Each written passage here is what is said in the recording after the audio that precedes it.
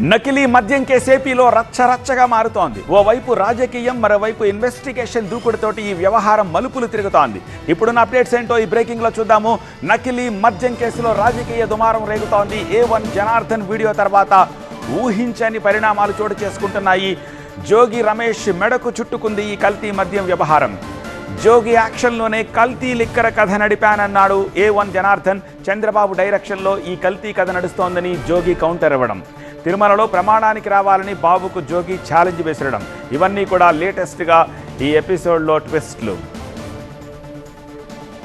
జనార్దన్ పిల్లల్ని భార్యని తీసుకెళ్ళి హింసించి జోగి రమేష్ పేరు చెప్పు చెప్పు అని చెప్పేసి చంద్రబాబు నాయుడు, లోకేష్ మీరు ఇంత దారుణానికి ఉరికడతావా?